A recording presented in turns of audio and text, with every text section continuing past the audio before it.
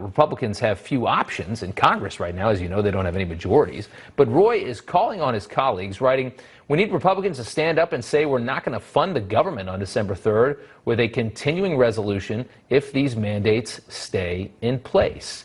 And he joins us now. Congressman Roy, thank you so much for coming on. Good to see you. Good to be on, as always. Yeah, so explain exactly your plan here. Well, on December 3rd, the week after Thanksgiving, the continuing resolution that funds government will run out.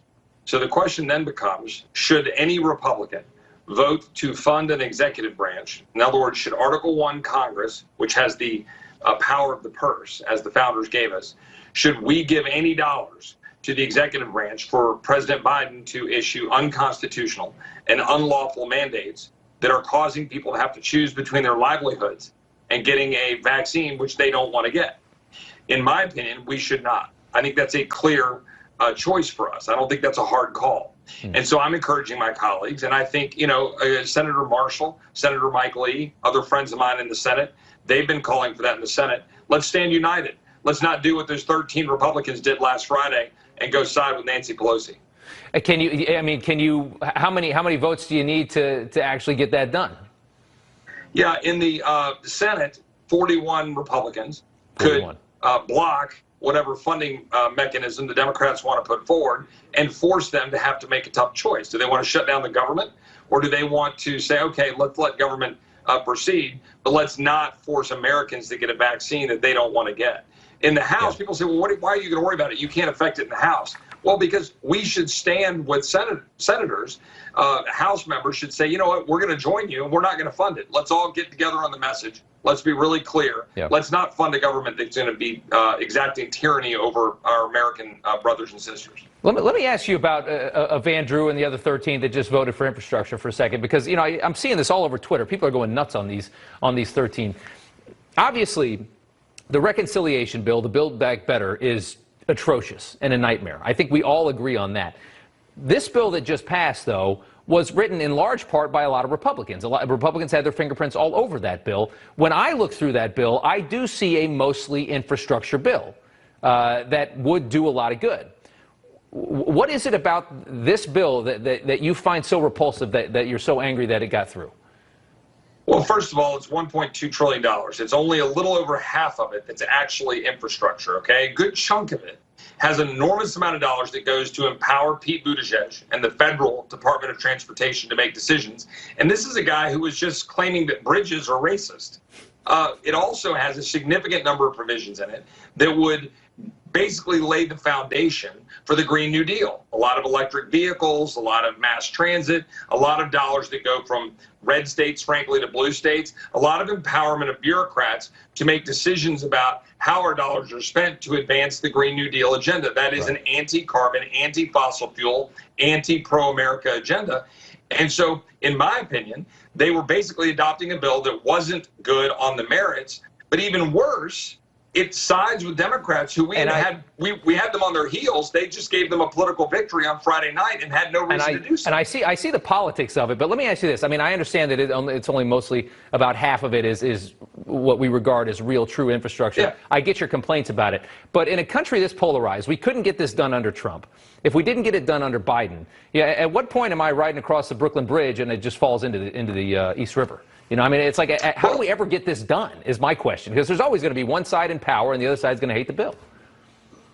Well, what you do is you focus on the actual infrastructure that's needed. We could have said, hey, let's agree, as Senator Cruz said last night, I think, on another news show, hey, there's, $110 billion of additional infrastructure spending. Let's just agree to that.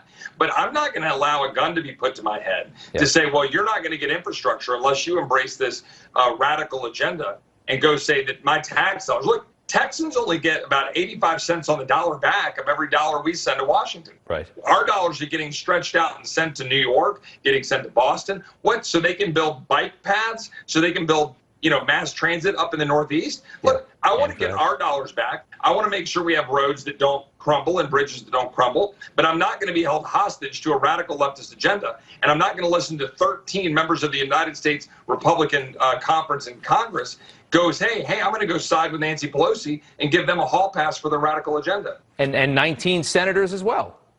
I agree. They should all be ashamed too. Okay. And look, right. when we said in August, when they passed that, some of us were saying, hey, we should be whipping against that right now. And that's on Republican leadership in the House. We should have been doing that before so that they didn't do that on Friday night. They gave a hall pass to AOC and the squad to vote no and then go out and claim victory. We didn't force them to have to take a tough vote. That's a mistake. Okay, fair enough. I wanted to get your perspective because I know where you stand on a lot of this stuff, and you proved a good point there. I can see exactly your point. I want to switch gears. Do we have time, guys, to go through this next one? Okay. The Durham Probe here. We're going to make a little time for you, Mr. Roy, because you're a great guest. For years, the Steele dossier, happily pushed by Democrats and their allies in the media, supposed proof, I should say, that Donald Trump was a Russian agent. Adam Schiff, a primary spreader of this false information. Now we're watching the Durham Probe dismantle this entire narrative. You've got this guy Danchenko, the man who gave Christopher Steele most of his information, charged 5 counts of lying to the FBI, making a lot of this stuff up. It sounds like they were getting a lot of the information from the Clinton campaign. So the information they were using in the dossier was coming from the Clinton campaign, which was paying for the dossier. So it's just this vicious little cycle. Biden's national security advisor, Jake Sullivan, also implicated. He's referenced in the Michael Sussman indictment. So you've got now the Biden White House implicated in this thing. Few in the media willing to directly question the key players about it. They don't want to ask Adam Schiff about this because the media loves the Democrats, obviously. But today, Morgan Ortagus, who handled the media for Pompeo at the State Department, had a fantastic opportunity in a room with Adam Schiff. Let's show it to you. Other to say that we should have foreseen in advance that some people were lying to Christopher Steele, which is impossible, of course, to do. But let's not use that as a smokescreen to somehow shield Donald Trump's culpability for inviting Russia to help him in the election, which they did, for trying to coerce Ukraine into helping him in the next election, which he did, into inciting an insurrection, which he did. None of that is undercut. None of that serious misconduct is in any way diminished by the fact that people lied to Christopher Steele. So she takes him to task in that moment. I mean, what did you make of that? Because he's never really had to answer for all of this. And this dossier, I mean, he still swears he saw evidence of collusion, and he never produced any of that information. And he still gets to go on TV and talk. What's your response? Well, first of all, you know, when I was a member of the Oversight Committee and I sat in those rooms when we were going through all the information involving Ukraine, I actually sat quiet, listened for 2 months. I tried not to opine in the news. And then when I came out with a hard-hitting statement saying that this was completely a political witch hunt by the Democratic Party. And we've seen that, and now we're seeing it unfold. Now, look, do you need to know anything more than one simple point? That the Washington Post has now printed in their own editorial section, their own newspaper, saying that, hey, when we were putting out stories on this, we were wrong.